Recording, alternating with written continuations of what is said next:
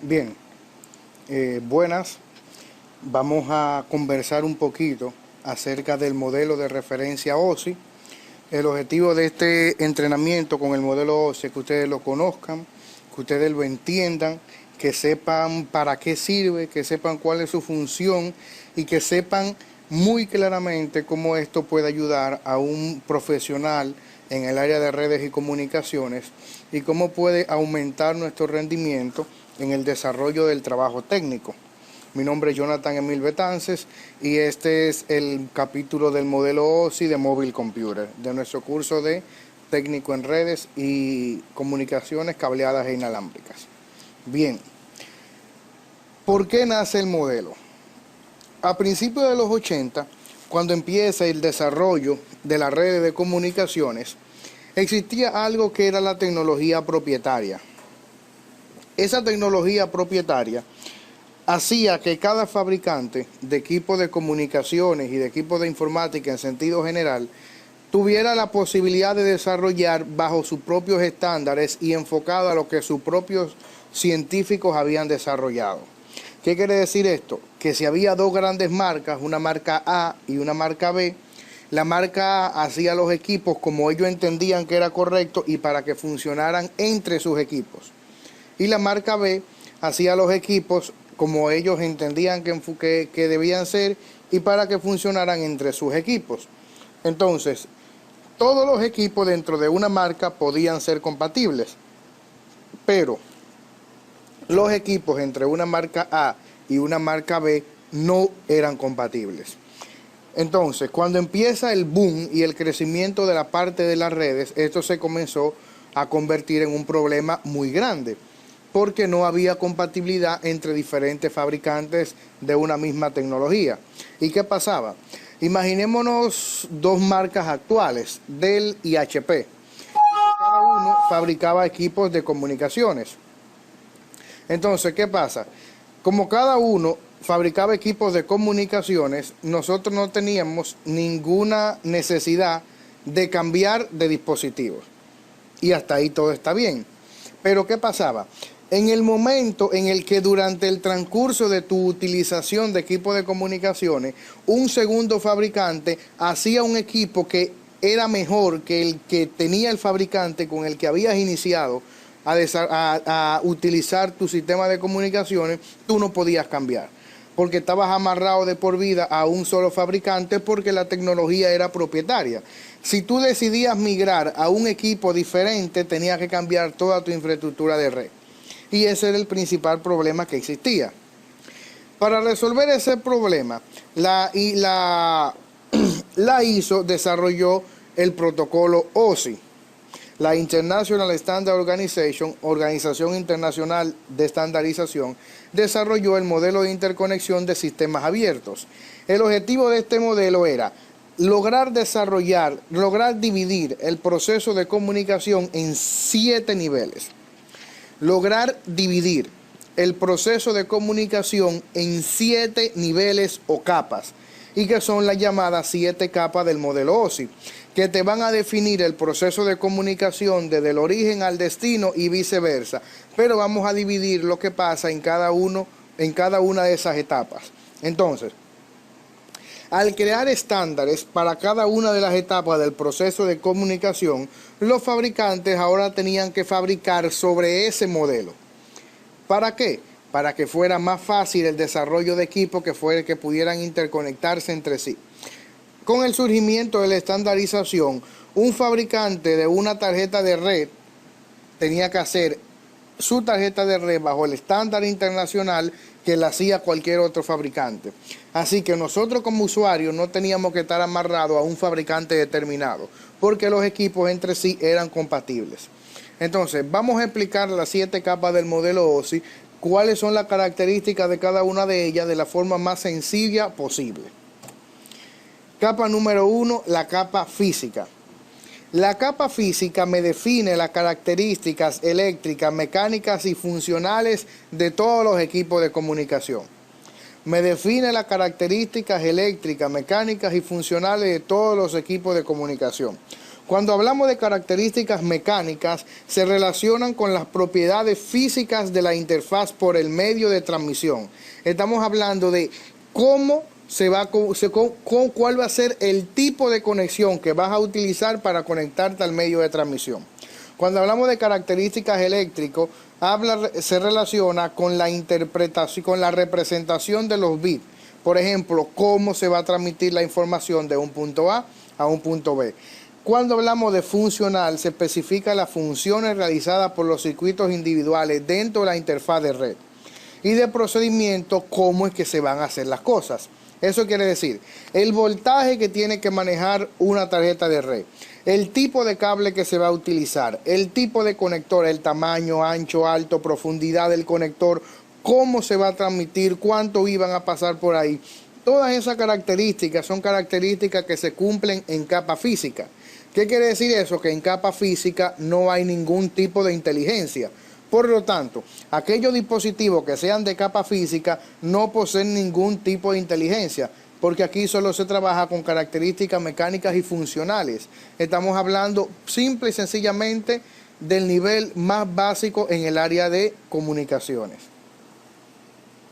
Luego de ahí nos vamos a la capa de enlace o la capa de acceso al medio, que es la capa 2. La capa de acceso se ocupa del direccionamiento físico de la topología de red. Estamos hablando de cómo los equipos van a accesar al medio para transmitir la información y me va a dar el direccionamiento a nivel físico. En pocas palabras, la capa de acceso o la capa de enlace de datos trabaja con la tarjeta de red de la computadora. Entonces, en capa 2 se trabaja con cierto nivel de inteligencia utilizando direcciones MAC. Las direcciones MAC viene guardada en la tarjeta de red de la computadora y es una dirección que nosotros podemos ver pero no podemos tocar, ¿ok? Entonces la capa de enlace lo que hace es que me establece cómo los equipos van a utilizar el medio para transmitir información. Entonces, el principal protocolo de acceso al medio en las redes que nosotros utilizamos típicamente se denomina CSMACD.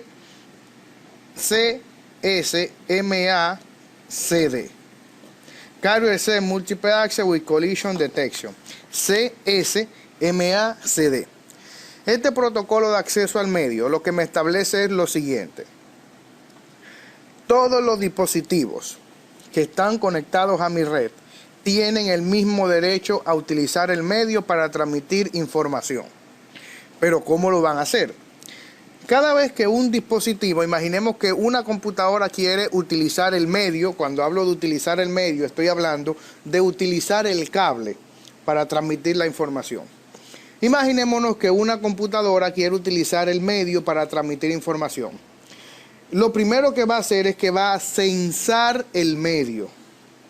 Cuando hablamos de censar el medio, quiere decir que ese dispositivo va a escuchar el medio y si no se está transmitiendo nada, entonces él va a proceder a realizar su transmisión. Primero censa el medio, si nadie lo está utilizando, él procede a hacer su transmisión. Pero si él censa el medio y alguien lo está utilizando, da un tiempo reglamentario y vuelve a censar el medio para transmitir. En el momento en el que el medio se despeja, el equipo puede hacer su transmisión de datos. Esto pasa no en minutos, esto pasa en milisegundos, pero es el procedimiento por el cual funciona. Entonces, hay una situación. Si siempre que los equipos van a censar el medio, encontraran el medio libre u ocupado, no hay problema. Pero se pueden producir colisiones. Una colisión es un choque entre dos equipos que están transmitiendo información a la vez. ¿Cómo se produce una colisión? Imaginemos que en un momento determinado, dos equipos simultáneamente van a censar el medio. Esos dos equipos que van a censar el medio simultáneamente detectan ambos que el medio está libre. Y como el medio está disponible, los dos proceden a hacer su transmisión de información. Cuando esa información llega al medio, se va a producir una colisión y la información se va a perder. Entonces, el CSMACD tiene la función de detectar la colisión Cuando dos equipos han producido una colisión, ambos equipos se retraen, se da una cuenta reglamentaria y primero procede uno a hacer su transferencia de información y procede luego el otro a hacer su retransferencia de información. Entonces, el Carrier Set Multiple Access tiene la posibilidad de censar el medio, de detectar, una colisión, y cuando detecta la colisión, entonces tiene un mecanismo para resolver esa colisión, pero no puede evitar la colisión. ¿Se entiende eso? Entonces, esa es la función principal de la capa de acceso. Permitir que los equipos, o sea, establecer las reglas de cómo los equipos van a accesar al medio para transmitir información y ofrecer el direccionamiento de capa 2, que es direccionamiento MAC, provisto por direcciones MAC. Entonces, ¿qué pasa? El switch es un equipo de capa 2. ¿Por qué el switch es un equipo de capa 2? Y se dice que el hub es un equipo de capa 1, por una razón muy sencilla. El hub, dentro de una red tipo estrella, tenemos el switch y tenemos el hub. Ambos son concentradores, que son los dispositivos donde se van a interconectar todos los demás equipos de mi red, ¿verdad? Entonces, ¿por qué el hub es un dispositivo de capa 1? Porque el hub no tiene ninguna inteligencia. El hub es como si fuera un repetidor. Él recibe una transmisión de información por un puerto y envía esa transmisión de información, la repite por todos los puertos que él tiene. Y al equipo al que iba dirigido la información, tomaba ese paquete y entonces podía hacer uso de ella. El switch es un equipo de capa 2. ¿Pero por qué el switch es un equipo de capa 2? Porque el switch posee un nivel de inteligencia que le permite hacer lo siguiente. Número 1, un switch detecta en cada puerto que él tiene, qué dispositivo tiene conectado. El switch tiene una tabla en la que él puede detectar en cada puerto que él tiene qué dispositivo tiene conectado. Y eso lo hace a través de la dirección MAC del dispositivo, ¿verdad? Entonces, cuando dos dispositivos quieren transmitir información, quiere decir, un equipo A quiere transmitir información a un equipo B, el switch sabe que el equipo A está en el puerto número 8 y que el equipo B está en el puerto número 12, por poner un ejemplo. Y hace un canal virtual entre esos dos puertos y se produce la transmisión de información. Como el switch es un equipo que tiene un grado de inteligencia, pero ese grado de inteligencia se realiza en función a la dirección MAC de los dispositivos, entonces el switch es un equipo de capa 2, porque trabaja con direcciones MAC, y las direcciones MAC son las direcciones que están en la tarjeta de red, y la tarjeta de red es el equipo fundamental que me define el nivel de acceso al medio o la capa de enlace de datos. ¿Estamos claros? Entonces esa es la capa 2. Una vez que ya yo he logrado el direccionamiento físico, empezamos a trabajar con la capa de red. Entonces, la capa de red es la capa en la que se trabaja el direccionamiento lógico y se determinan las rutas más viables para llegar de un origen a un destino. Bien, básicamente la capa 3 utiliza 4 procesos muy sencillos. Número 1, direccionamiento, encapsulamiento, enrutamiento y desencapsulamiento. Y les explico. El direccionamiento es el punto en el que se encarga la capa 3 de identificar todos los equipos dentro de mi red, pero fuera del medio físico. De identificar todos los equipos de mi red, pero fuera del medio físico. ¿Qué quiere decir eso? Yo puedo identificar los equipos de mi red a nivel local utilizando la dirección MAC de los dispositivos. Pero inmediatamente yo tengo que salir de mi direccionamiento local hacia Internet. Yo necesito tener una dirección IP porque fuera de mi red local el switch no puede hacer más nada y necesitamos un direccionamiento lógico, que es lo que se denomina dirección IP de los dispositivos. Entonces, la primera función de la capa 3 es brindarme la dirección IP que me va a permitir a mí identificar todos los dispositivos de mi red. Esto quiere decir lo siguiente: todo dispositivo que se conecta a una red directamente tiene una dirección IP o debe tener una dirección IP, sea una computadora, una impresora, un dispositivo de almacenamiento, cualquier dispositivo que se conecte a la red debe tener una dirección IP. Luego vamos al encapsulamiento. Se empaquetan esos datos para que puedan viajar a través de la red de internet o a través de la red fuera de la red física. Luego viene el enrutamiento. El paquete que ya se ha encapsulado se va a dirigir por el mejor camino posible desde el origen hasta el destino. Enrutar significa llevar un paquete de un origen a un destino por el menor camino posible, que no típicamente va a ser el más corto. Imaginemos lo siguiente, imaginen la ciudad y que ustedes tienen que llevar de un punto al otro de la ciudad un paquete, una caja que la van a mandar para X lugar. Hay una vía que es una vía principal, pero esa vía te lleva directamente del origen al destino. Pero tú estás en un momento en el que hay mucho congestionamiento. Inmediatamente tú dices, no, en vez de yo tomar esta vía recta, yo me voy a ir por acá, por acá, por acá y por acá. Voy a bordear la ciudad y yo voy a llegar en la mitad del tiempo. Porque aunque esta ruta A es una ruta recta que debería llevarme más rápido por el embotellamiento del tráfico, no lo voy a hacer en ese tiempo. Y elige una ruta B. Eso es lo que se denomina enrutamiento. Establecer cuál es la ruta más viable para llevar un paquete del origen al destino en el menor tiempo posible. Y luego que el paquete se ha enrutado hasta su destino, entonces el proceso número 4, que es el desencapsulamiento, que es abrir ese paquete que previamente fue encapsulado. Entonces, básicamente, la capa 3 o la capa de red trabaja con dirección IP. Y por eso el equipo que maneja direcciones IP es el router. Por eso es que el router es un equipo de capa 3. Recontando, el hub es un equipo de capa 1. El switch es un equipo de capa 2 y el router es un equipo de capa 3. Porque trabaja con direcciones IP. Volvemos. El hub es un equipo de capa 1 porque lo único que maneja son pulsos eléctricos. Es como una repetidora. El switch es un equipo de capa 2 porque trabaja con direcciones MAC y las direcciones MAC se manejan en capa 2. Y el router es un equipo de capa 3 porque trabaja con direcciones IP, que son las direcciones que se manejan en la capa 3, la capa de red. Capa 4. La capa de transporte establece la conexión de extremo a extremo y la fiabilidad o no de los datos.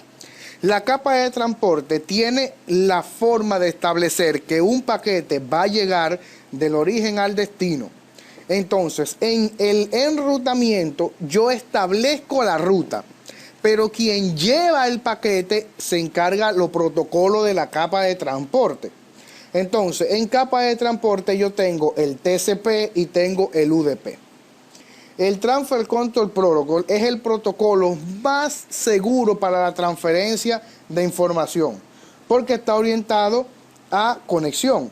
Esto quiere decir que si se produce un error en la transferencia de un paquete, entonces el protocolo TCP tiene forma de detectar que se produjo un error, de corregirlo y de retransmitir la parte del paquete en la que se produjo el error. Por eso es que el TCP es un protocolo que es un poquito más lento. ¿Por qué? Porque él tiene que ver si la información llega y si no llega correcta, retransmitir. Pero te garantiza que no se pierde ningún paquete. El UDP es un protocolo que no es orientado a conexión, es un protocolo sumamente rápido porque no le importa si lo que tú envías llega o no llega. Él se encarga de llevarlo rápido. Imaginemos lo siguiente. Siguiendo con el mismo ejemplo del vehículo, cuando nosotros vamos a enrutar el paquete, que se va a hacer en capa 3, la función del enrutamiento es establecer la ruta. Tú te vas a ir de acá, acá, acá y acá. Una vez que establece la ruta, ese paquete se le pasa al protocolo de capa 4. Y ese paquete sube a la capa de transporte. Y ahora el protocolo de capa 4 se encarga de llevarlo por la ruta que se estableció de la manera que se estableció. Ahora, ¿qué pasa? Imaginémonos la diferencia en funcionamiento del TCP y del UDP. ¿Y por qué uno es más rápido que el otro? El UDP montaría el paquete que vamos a llevar por esa ruta que establecimos, lo montamos en el carro y le damos para allá.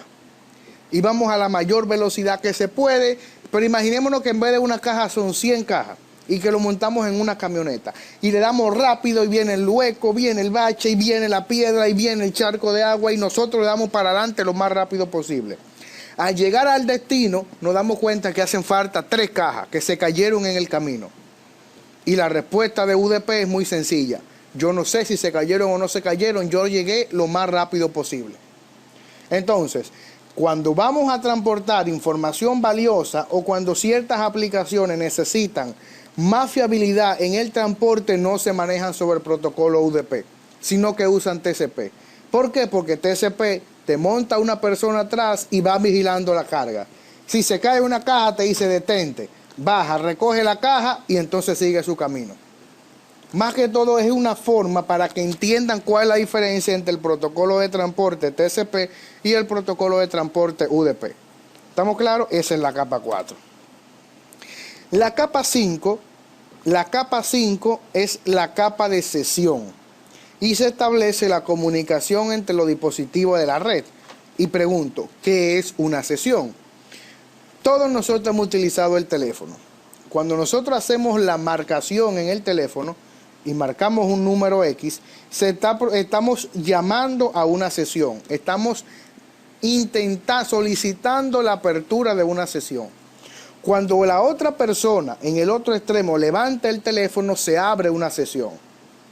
Entonces, ¿cuál es la función de la capa de sesión o de la capa 5? Garantizar que cuando los dispositivos de la red requieran una sesión para transmitir información, esa sesión se va a abrir correctamente y que se va a mantener abierta mientras los dispositivos estén haciendo la transmisión de la información. Y que si por alguna razón eso falla, va a haber una forma de corregirlo. Y que en el momento en el que se termine la sesión, se cierra la sesión y se deje el medio libre para que otros puedan transmitir información. Es básicamente esa la función de la capa de sesión. La capa 6 es la capa de presentación de datos y se encarga de la forma en que nosotros vamos a ver la información que se está manejando en la red. ¿Qué quiere decir eso? Si nosotros mandamos un documento de texto, ese documento de texto jamás en la vida va a ser recibido en el destino como una fotografía. Si nosotros mandamos una presentación de PowerPoint, en el destino jamás eso va a ser recibido como un documento de Word. ¿Por qué? Porque son los protocolos o los estándares de presentación de datos los que me definen cómo se va a presentar la información en la red. Y la última capa es la capa de aplicación, que es la capa que tiene los protocolos sobre los cuales funcionan las aplicaciones que nosotros conocemos. Y eso es muy claro y ahí le quiero hacer esta aclaración. Cuando hablamos de aplicación, generalmente uno piensa que estamos hablando de Windows, de Word, de Excel, de PowerPoint, de Acrobat Reader. No. En la capa de aplicación se manejan los protocolos sobre lo que funcionan las aplicaciones, como en el caso del HTML, sobre el que funcionan los exploradores de Internet, o el HTTP, sobre el que funciona también toda esta estructura de Internet, como el POP o el IMAP. Entonces, esos protocolos sobre lo que se escriben las aplicaciones son los protocolos de capa de aplicación. ¿Se entiende eso? Listo. Entonces, estas son las 7 capas del modelo OSI. Capa física, capa 2, capa de enlace o acceso al medio, capa 3, capa de red, capa 4, capa de transporte, capa 5, sesión, capa 6, presentación y capa 7, aplicación. Entonces, podemos decir que en el modelo OSI, en la transmisión, el trabajo es descendente. Que en la transmisión el trabajo es descendente. Imaginemos lo siguiente. Usted está en su computadora y usted envía un paquete. Ese paquete está bajando de la capa de aplicación a presentación, a sesión, a transporte, a red, a enlace y a físico. Y se recibe por el medio físico y ahí va subiendo. enlace, red, transporte, sesión, presentación, hasta que llega aplicación. ¿Qué quiere decir eso? Que en la transmisión el recorrido es descendente, pero en la recepción el recorrido es ascendente. Entonces, básicamente, estas son las 7 capas del modelo OSI. Ese es el funcionamiento del modelo OSI. Ahora bien, yo como técnico, ¿cómo aplico el funcionamiento del modelo OSI? Porque aquí aprendemos a entender que el proceso de comunicación está segmentado. Si nosotros tenemos una situación, imaginémonos que un usuario nos llama y nos dice, mi computadora no tiene internet. Lo primero que nosotros tenemos que resolver, ¿qué es? Si la computadora no tiene internet, nosotros vamos trabajando de capa 1 a capa 7 a ver dónde está el problema. Lo primero que yo verifico que es la capa física. Vamos a ver si el cable está conectado, si la tarjeta está funcionando y si la tarjeta tiene energía. Si la capa física está resuelta, entonces yo me empiezo a subir para arriba hasta que llego a verificar si es algo de configuración en la computadora. Pero funcionar nosotros como técnicos entendiendo el modelo OSI, sabiendo que el proceso de comunicación está segmentado, que hay una capa física, una capa de enlace, una capa de red, una de transporte, una de sesión, una de presentación y una de aplicación, me permiten a mí entender más el proceso de comunicación y ser más efectivo en el momento de darle solución a los problemas. Una de las cosas más importantes con el modelo OSI es que entiendan que este es un modelo de referencia. Es un modelo en el que nosotros aprendemos a entender los problemas. Pero no se preocupe por entender cómo funciona todo. ¿Por qué? Porque llega un momento en el que se vuelve loco y termina hablando solo. Usted simplemente tiene que entender cómo funciona el modelo, tiene que entender cómo funciona el proceso de comunicación y hasta ahí llega nuestro nivel de competencia. ¿Ok? Entonces, por hoy ha sido todo. Cualquier pregunta, cualquier duda que tengan, nos pueden escribir a cursos@mobilecomputer.com y estamos a la orden para cualquier pregunta que tengan. Muchas gracias.